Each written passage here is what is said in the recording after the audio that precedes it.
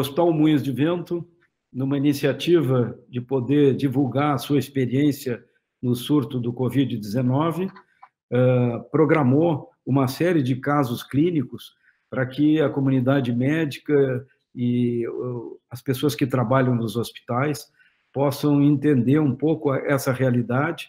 E nós estamos programando 4 casos clínicos. Hoje apresentaremos o primeiro, dentro do Moinhos Live Summit, onde nós abordaremos, então, as discussões pertinentes a cada caso, os cenários clínicos. Essa é uma doença que tem um cenário bastante díspare, existem vários fenótipos para a mesma doença, perfis de apresentação, talvez até mecanismos fisiopatológicos ou etiopatogênicos diferentes, e por isso ela se caracteriza como uma síndrome clínica de múltiplas apresentações. Nós sabemos que desde dezembro de 2019, quando esse surto surgiu na China, no fish market chinês, onde eles têm hábitos alimentares bastante exóticos, e nós tivemos as primeiras notícias desse surto em dezembro, mas possivelmente na China, já 2 a 3 meses, havia um crescimento de casos de pneumonia atípica, e com um foco neste mercado. O Covid-19, ele, na verdade, é a doença, por isso chamado novel covírus, ou o novo covírus, que faz parte de uma família de 3 grandes membros, que são as doenças que surgiram a partir dessas 3 subespécies de vírus. A SARS, que ocorreu em 2002 a 2003, parece que ela não está mais em atividade. A MERS, que foi mais no Middle East, onde ainda existe o vírus circulante, e o terceiro vírus, que é o corona, tipo 2, descoberto em 2019, e que circula no mundo de uma forma planetária até o presente momento. Houve um consórcio entre diversas instituições para isolar o vírus, e a partir de então, desse período de dezembro de 2013, o vírus foi isolado e se conseguiu criar, então, o teste diagnóstico, que foi o PCR. Então, feita essa pequena introdução, nós vamos começar a apresentar um caso de um paciente que nós atendemos, muito interessante, no contexto da síndrome respiratória provocada pelo Covid. O Dr. Pablo, que é o nosso residente, vai fazer a apresentação do caso. Então, nosso primeiro caso clínico era um paciente masculino, 58 anos, casado, empresário, procedente de Porto Alegre, com comorbidades, tinha uma intolerância à glicose e fazia uso de semaglutide 1 vez por semana. Os sintomas da chegada, ele se apresentou com prostração, febre e sudorese noturna, que iniciaram no dia 24 de março. Ele não teve nenhuma viagem recente, uma localização onde há conhecidamente uma transmissão comunitária de Covid-19 e nega contato com o caso confirmado ou suspeito de Covid-19. No dia 24 mesmo, ele consultou na tenda médica aqui do Hospital Moinhos de Vento, onde ele coletou o PCR para o Covid-19, que resultou positivo. Ele foi liberado para casa com sintomáticos e no dia 29 de março ele retorna com piora dos sintomas e é procedida a internação hospitalar. O exame físico na chegada, no dia 29 de março, na emergência, ele estava com uma temperatura axilar de 36,3, saturando 98% em ar ambiente, uma frequência respiratória de 20, frequência cardíaca de 79 e uma pressão arterial de 146/81. O resto do exame físico, nenhuma alteração digna de nota. O exame laboratorial da chegada mostrava uma PCR baixa de 0,81, uma DHL elevada de 537 e uma leve elevação de transaminases TGP de 50. Nós gostaríamos que a doutora Ana Paula fizesse um breve comentário em relação às recomendações da sociedade brasileira, de que forma a gente seguiria na investigação radiológica deste paciente especificamente. Doutora Ana Paula. Então, as sociedades têm sido relativamente unânimes em não recomendar exame de imagem para rastreamento em pacientes assintomáticos, não usar nenhum exame de imagem de forma isolada para fazer diagnóstico. Em pacientes sintomáticos leves, também não seria necessário exame de imagem. Quando é que os exames de imagem, incluindo raio-x e tomografia, começam a ser mais importantes? Em pacientes que têm indicação de internação, que têm sintomas mais significativos, que têm algum tipo de queda de saturação, e pacientes que podem ter sintomas menos importantes, mas que tenham algum tipo de fator de risco para apresentar um quadro grave na evolução. Fora isso, se tu tem um paciente diagnosticado, mas que tenha piora respiratória, ele também deve proceder ao exame de imagem. Tu achas que a saturação pode ser o ponto de corte para fazer o start, para fazer um exame de imagem, correto? Sim, esse é um dos pontos. E o paciente que mesmo que esteja não saturando mal, mas que tenha tido uma piora respiratória, também é um ponto recomendado. Não existe uma definição específica em relação ao raio-x ou tomografia, isso está muito relacionado à disponibilidade do método em cada lugar onde os pacientes estão sendo atendidos. A tomografia, ela é, sem dúvida, mais sensível, né? E os padrões mais sugestivos, digamos assim, até agora, têm sido descritos também na tomografia. Existe uma vantagem do exame de imagem em relação ao PCR, que é a rapidez da resposta, né? Então, se tu tem uma dúvida clínica, se isolar ou não isolar o paciente, depois de coletar o PCR, o exame de imagem também tem como fazer esse auxílio. De qualquer forma, a gente tem que pensar sempre no raio-x para o segmento dos pacientes que precisarem ser internados, para tu não ficar fazendo muitas tomografias nesses pacientes, né? E para outras suspeitas de complicações, por exemplo, um paciente internado que tem alguma suspeita de uma síndrome específica, de alguma outra pneumonia, derrame pleural ou até tromboembolismo pulmonar. Fora isso, eu acho que é muito importante a gente manter em mente que o mais importante é o julgamento clínico do médico que está atendendo esse paciente. A gente tem as recomendações dos colegiados, mas é importante a gente sempre deixar para quem está atendendo o paciente definir qual vai ser essa conduta, né? Esse paciente em particular, ele era um paciente que ele estava oligossintomático, mas ele estava extremamente ansioso, com muito medo. Né? Ele teve uma piora recente. Em pânico e ele estava muito angustiado. Por isso a gente trouxe ele para o hospital. Podemos passar? Pode passar. Então, se tu quiseres enfatizar... Esses são os pacientes, então, que a gente indica o exame de imagem, especialmente esses pacientes, né, com critérios para internação, com risco aumentado de evolução com quadro grave, e pacientes que já tenha sido diagnosticado, mas que esteja com piora respiratória. Ok. Doutora Ana Paula, então, qual é o melhor exame de imagem inicial? Seria a radiografia de tórax ou a tomografia computadorizada? Isso está muito relacionado à disponibilidade do método onde os pacientes estão sendo atendidos.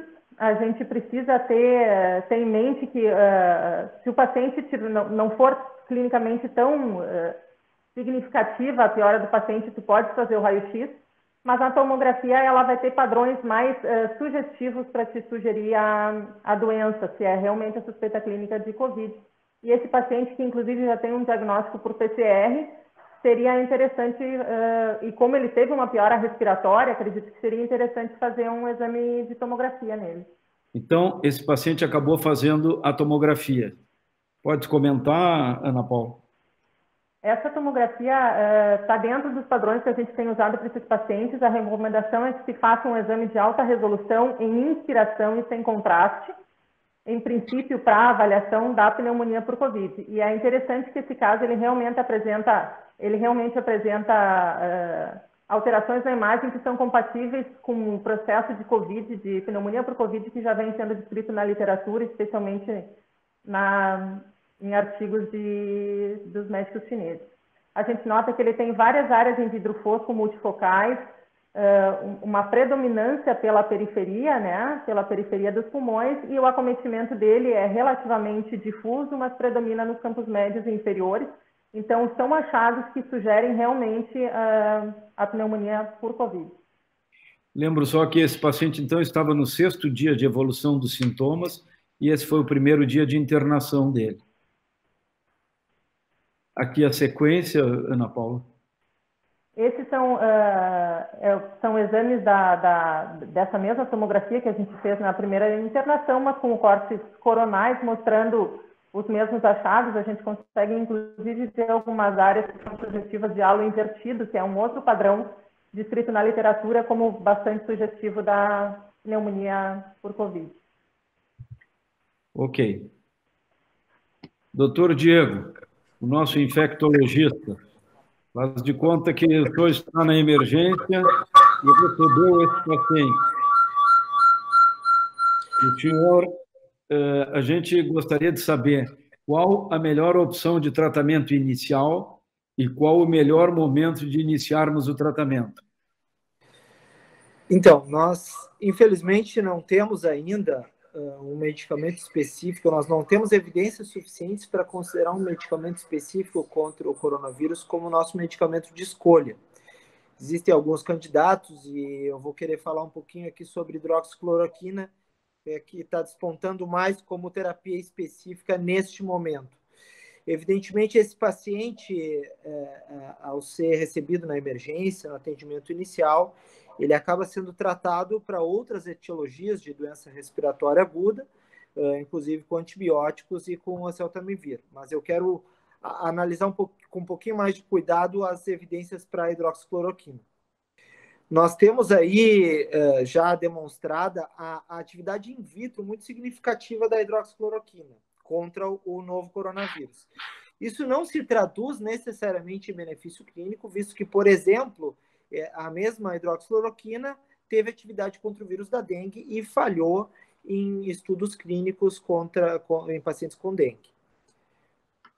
Nós temos na sequência um estudo francês do grupo do professor Didier Raoult, em Marseille, na França, e onde eles avaliaram, então, um estudo clínico em 36 pacientes a hidroxicloroquina como tratamento para o Covid.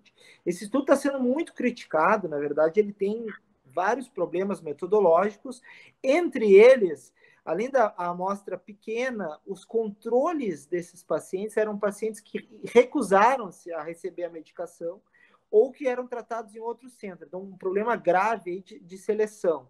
Além disso, pode passar a sequência, por favor? A gente vê que o endpoint principal ele era o clearance viral, a diminuição do vírus, né, nos exames. E a gente vê que, de fato, isso não é necessariamente, tem trabalhos que mostram isso, um substituto ideal para o desfecho clínico.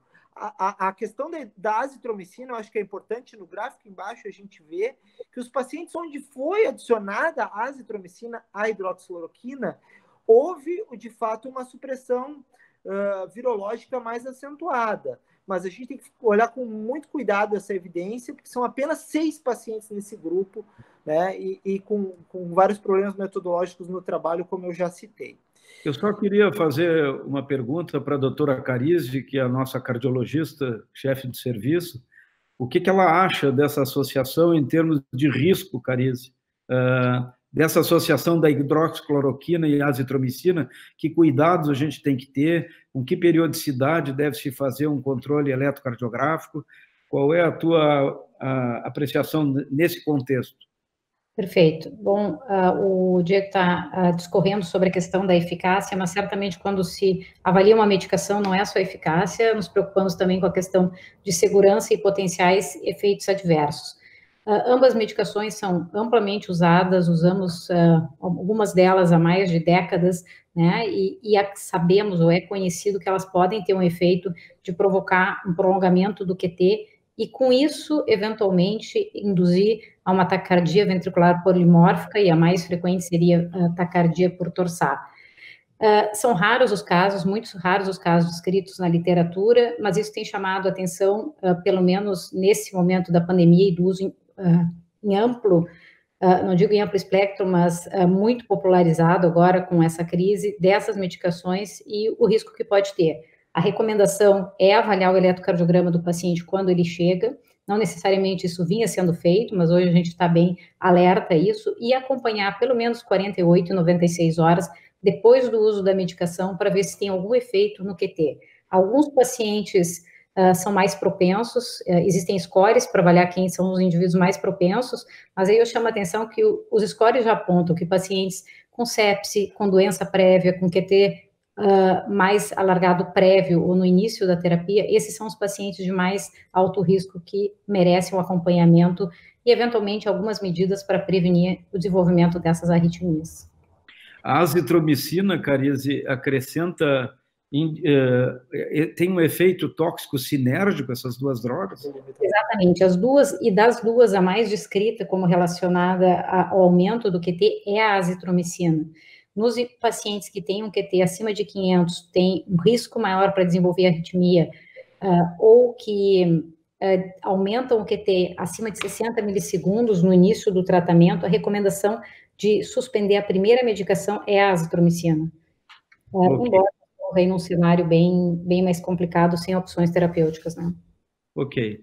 Vamos voltar para o Diego um pouquinho, Diego. Dando sequência até desses estudos com hidroxicloroquina, esse mesmo grupo, liderado aí pelo professor Raul, ele acabou por fazer um outro trabalho, arrolando 80 pacientes, inclusive ele pegou pacientes que entraram naquele estudo anterior, e ele faz aí uma análise de desfechos clínicos, utilizando alguns scores, mas sem comparador. 80 pacientes receberam hidroxicloroquina e azitromicina, mostrando uma melhora clínica significativa nesse grupo de 80 pacientes, que não foi comparado com nenhum outro tratamento. Ainda um pouco mais em relação à hidroxicloroquina, no próximo slide, existem outros trabalhos que mostraram resultados conflitantes. Existe um outro grupo francês que não viu evidência de melhora nem em clearance viral e nem de benefício clínico, e eu acho que isso é importante a gente citar, que esse grupo ele administrou um pouco mais tardiamente o tratamento do que a mediana dos estudos de Raul, mas não mostraram efeito nenhum desse início mais tardio da hidroxicloroquina e da azitromicina. Na sequência, eu queria só nos próximos dois apontamentos ali, são de dois estudos chineses, um ensaio clínico randomizado com 30 pacientes sem benefício clínico virológico, e um outro estudo um pouquinho maior, também chinês, 62 pacientes, mostrando melhora clínica, e eles também avaliaram a evolução radiológica, eles mostraram a evolução nas tomografias, uma resolução mais rápida no grupo que recebeu hidroxicloroquina. Então, esse é um dado também que está agregando a essas evidências que existem desse medicamento. Por fim, para a gente fechar a questão da hidroxicloroquina, o FDA norte-americano, ele expediu uma autorização emergencial do uso, ou seja, os médicos que prescreverem, eles podem utilizar em seus pacientes. Isso no Brasil também está acontecendo. Então, tendo em vista a situação crítica que a gente vive, mesmo com pouca evidência, e eu queria finalizar colocando esse paradoxo, né? A gente não tem evidência clínica suficiente, os estudos são frágeis, são poucos ainda, então a gente fica numa situação que a gente deveria, então, usar só em uso compassionado, em pacientes, então, mais críticos. O problema é que, provavelmente, nesses pacientes mais críticos, a gente não tenha benefício justamente por usar tardiamente. Então, nós precisamos urgentemente mais dados de ensaios clínicos randomizados para poder recomendar com mais segurança esse medicamento para os pacientes. Diego, então, nesse momento onde se discute o uso indiscriminado da hidroxicloroquina, tu colocarias como temerário a liberação para que as pessoas adquirissem na fase pré-hospitalar, ou usassem o remédio na fase pré-hospitalar. Perfeito? Eu vejo dessa forma, considerando, inclusive, que a doutora Carisi colocou em relação ao perfil de segurança, eu vejo como problemático a utilização ainda em pacientes sem maior gravidade, frente à evidência atual. A gente espera ansiosamente que outras evidências se acumulem no sentido da gente poder utilizar mais cedo, se realmente vai existir algum benefício. Tá ótimo, Diego. Vamos seguir em frente. Pablo. evolução. Então, dando sequência ao caso, esse paciente, do dia 24, quando ele consultou na tenda do Hospital Moinhos de Vento, ele foi orientado pelo seu médico assistente a retornar para casa, a ficar em quarentena, e já utilizar a azitromicina e o oseltamivir em casa, nessas doses, 500 miligramas uma vez por dia de azitromicina por 5 dias, e o oseltamivir 75 miligramas 2 vezes ao dia por 5 dias. No 6º dia, então no dia 29, foi quando ele retornou à emergência, como a gente já comentou, com pioras dos sintomas e onde foi procedida a internação.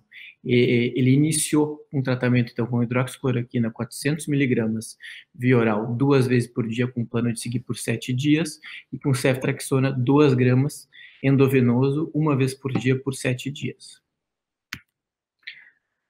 Na evolução clínica, logo na chegada já, o paciente permanece oligossintomático, como o Dr. Nazi comentou, tá? Mantendo umas febrículas, temperatura máxima de 37,8, referindo cansaço, mas negando queixa de dispneia. Ele vinha saturando em torno de 96% em ar ambiente. A evolução laboratorial dele, então, logo no próximo dia de internação, a gente pode ver que as alterações laboratoriais se mantiveram, tá? A PCR elevou um pouquinho, foi para 2,15, mas os dedímeros foi evidenciado um aumento bem importante ali, mais que 10.000. Muito bem. Vejam que ele, em nenhum momento, ele tem saturação baixa, né? E aí nos deparamos com dedímeros extremamente elevados, considerando que o limite do normal é 500. Dr. Gazana, que é o nosso pneumologista, chefe de serviço de pneumologia do Hospital Moinhos de Vento. Quais os mecanismos do processo de trombose arterial e como é que o senhor valoriza esse dedímero, especialmente no contexto do diagnóstico de tromboembolismo pulmonar? A avaliação dos fenômenos trombóticos nesses processos de pneumonia viral é um assunto muito interessante que tem se debatido muito, até porque isso pode ter implicação terapêutica. Pode passar o seguinte: esse aspecto da trombose ele já foi também bastante discutido em outras pandemias, como o da H1N1. Isso aqui é uma série do Clinical Infectious Disease mostrando já que se observa vários fenômenos trombóticos, embolia pulmonar, trombose de extremidades, trombose venosa profunda, infarto agudo do miocárdio, e isso muito provavelmente associado a mecanismos que levam a uma coagulação intravascular disseminada, que envolve lesão do endotélio, ativação da coagulação, redução da fibrinólise, e isso leva, então, ao processo trombótico em vários territórios, tanto arteriais quanto venosos.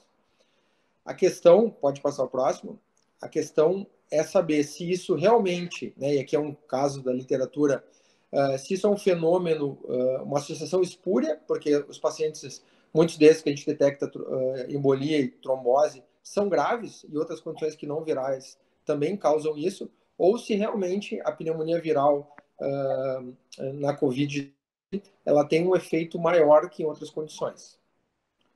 Pode passar o próximo.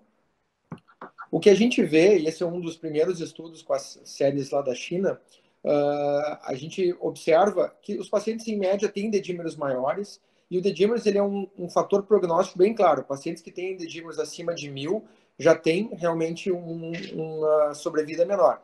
Mas os pacientes que, quando a gente compara os pacientes que faleceram dos sobreviventes, os pacientes que faleceram têm em torno de 4.000 de dedímeros em média, né? Chegando, então, pacientes a mais de 10.000. Pode passar o próximo. Isso aqui é também da corte da China, mostrando aquele trabalho do New England, como o nível de dedímeros ele vai subindo ao longo do tempo. Vocês vejam no gráfico ali à esquerda. A partir do 7º dia, o dedímeros começa realmente a aumentar muito naqueles pacientes que têm uma evolução desfavorável comparado com aqueles pacientes que têm uma boa evolução. Isso é também paralelo, por exemplo, com a interleucina 6, né, no gráfico do meio, né, e também em relação à troponina. Isso tudo não necessariamente a gente atribui somente a processos trombóticos, se sabe que dedímeros também aumentam em lesão do endotélio. Isso tem que ser melhor estudado e tem trials terapêuticos, usando então anticoagulação, né, tanto profilática quanto terapêutica, para ver o quanto isso afeta o desfecho desses pacientes. Gazana, nesse momento de posse desses dedímeros desse paciente acima de 10 mil, né, tu cogitarias que essa elevação pode estar associada a um fenômeno mais trombogênico, trombótico, ou isso poderia ser pela síndrome inflamatória do COVID? Acho que as duas possibilidades elas ocorrem, né? A gente tem visto casos de tromboembolismo pulmonar nesses pacientes, aí dentro daquilo que a gente conversou, se pode ser uma associação espura ou não, mas nós tivemos pacientes também que tiveram dedímeros muito altos, onde a angiotomografia não mostrou tromboembolismo. Então, eu te responderia as duas coisas. Dedímeros aumentados pode ser por um processo tromboembólico de complicação de uma doença grave, ou pode ser simplesmente por essa questão de trombose in situ e lesão do endotélio que aumenta os dedímeros. Esse trabalho, se eu não estou enganado, tinha um ponto de corte, né? Na verdade, o ponto de corte, do ponto de vista de prognóstico, é 1.000, e de risco maior, né, de evolução desfavorável, é 3.000. Na verdade, 6 vezes o limite superior da normalidade. A partir dali, começa a aumentar mais risco. Perfeito. Doutor Pablo. Então, tendo em vista o valor elevado de dedímeros, a equipe decidiu prosseguir a investigação com uma angiotomografia arterial pulmonar no dia 30, que é o segundo dia de internação do paciente, 7º dia da evolução dos sintomas. Ana Paula, tu gostaria de fazer os comentários radiológicos? Com certeza. Sobre isso que a gente estava falando antes, né, em relação à imagem só para avaliação de pneumonia, ou o raio-x ou a tomografia sem contraste de alta resolução são ideais. No entanto, quando tu tem uma suspeita específica de tromboembolismo, por exemplo, né, tu tens que o melhor exame é a angiotomografia, que hoje em dia, já faz alguns anos, é padrão ouro para o diagnóstico de tromboembolismo pulmonar. Então, a gente nota nesse paciente que ele tem vários defeitos de enchimento em artérias dos lobos inferiores, são marcados com essa setinha. Esses defeitos de enchimento, eles têm uma característica de imagem que é a seguinte: eles estão no interior do vaso, no centro do vaso. Isso sugere que isso não seja trombose focal, mas sim que seja um evento tromboembólico. Pode passar, por favor, Pablo. Aqui a gente nota, a gente consegue fazer isso também na angiotomografia, tem algumas imagens que podem, digamos assim, sugerir que esse paciente esteja estável ou instável hemodinamicamente. A gente nota no caso dele que o tronco da artéria pulmonar tem um diâmetro normal e a relação entre o ventrículo direito e o ventrículo esquerdo também está nos limites da normalidade, então nos deixando um pouquinho menos ansiosos em relação à parte hemodinâmica do paciente. Pode passar, por favor. Essas reconstruções são duas reconstruções coronais e uma reconstrução sagital, que a gente nota de forma mais clara os defeitos de enchimento se estendendo pelos ramos arteriais nos lobos inferiores. Então, a extensão desse tromboembolismo não é uma extensão pequena, é relativamente importante. Muito bem. Pablo. Aqui só uma última, antes de passar a palavra para o Pablo, só uma última consideração. Como o paciente chegou na chegada, tinha as alterações pulmonares e no exame seguinte da angiotomografia, também fazendo uma reconstrução de parênquima, a gente nota que não existe uma alteração significativa em relação ao parênquima no exame dele. O que realmente era mais significativo aí era o diagnóstico do tromboembolismo. Acho que isso é importante, né? Em nenhum momento ele fez hipoxemia significativa, ele estava sem oxigênio. As imagens do parênquima pulmonar, né, não sei se tu concordas, Ana Paula, não se modificaram significativamente. E exato, praticamente a gente decidiu fazer angiotomo em função do dedímeros. Mas ele clinicamente continuava bem e tomograficamente também parece que não houve piora, tu concordas? O parênquima está muito semelhante ao exame anterior, realmente a diferença é o diagnóstico do tromboembolismo pela angiotomografia. Perfeito. Algum comentário, Gazana? Não, eu acho que é só a questão assim, interessante de dedímeros que a gente está aprendendo com os casos, né? Por causa desse caso, depois a gente também tem feito mais angiotomografias e tem encontrado tromboembolismo não tão extenso quanto esse, subsegmentar, mas também tem visto pacientes que têm dedímeros muito elevados e que não mostram tromboembolismo, demonstrando que a gente pode ter ambas as coisas, como eu tinha comentado, tanto realmente tromboembolismo como complicação de uma doença grave, assim como ausência de tromboembolismo mais visível, mas provavelmente uma trombose in situ e lesão endotelial que faz elevar também os dedímeros. Perfeito. Bom, a gente está colocando esse estudo que foi publicado, acho que foi ontem, no New England, mostrando que talvez, paralelamente ao contexto da síndrome inflamatória sistêmica, liberação de interleucina 6, a gente tem uma síndrome clínica de coagulopatia que simula, né, a síndrome de anticorpo antifosfolipídio. É interessante olhar os dados dessa publicação, que foram 3 casos, 3 pacientes, né, que apresentaram múltiplos infartos cerebrais, aqui embaixo. O primeiro paciente tinha dedímeros ao redor de 21.000, com múltiplos infartos occipital, bilateral, gânglios da base e cerebelares. Né? E os outros 2 que também apresentaram múltiplos infartos, os dedímeros praticamente foram normais. Isso, mas todos eles tinham presente anticorpo anticardiolipina positivo, né? Os 3 casos. O que nos leva a pensar que outros mecanismos trombogênicos, trombofílicos, possam estar em jogo nessa síndrome clínica tão díspare, tão desafiadora e, como eu comentei no início, com apresentações fenotípicas das mais variadas. A gente, Pablo, poderia concluir a evolução do paciente?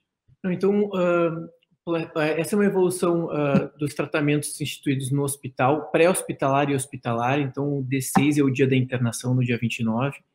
Então, vocês podem ver que desde a internação ele recebeu hidroxicloroquina via oral por 7 dias e o ceftriaxone endovenoso por 7 dias também. A partir do momento do dia 30 da angiotomografia, que foi diagnosticado o tromboembolismo pulmonar, se iniciou a anticoagulação com enoxaparina 80 mg subcutâneo de 12 em 12 horas. Não existe nenhuma diretriz sobre isso, mas a recomendação é de que a gente evite usar os antagonistas da vitamina K, considerando os efeitos hepatotóxicos eventuais da própria cloroquina. Então, se a gente poderia dar preferência para heparina de baixo peso e, eventualmente, depois passar para os anticoagulantes diretos ou os novos anticoagulantes. A gente gostaria de concluir esse primeiro caso com essa imagem. É uma imagem impactante que ocorreu no dia 27 de março, na Praça São Pedro, onde o Papa, sozinho, ele reza a missa tradicional para os fiéis que recorrem a Roma para que a missa ocorra.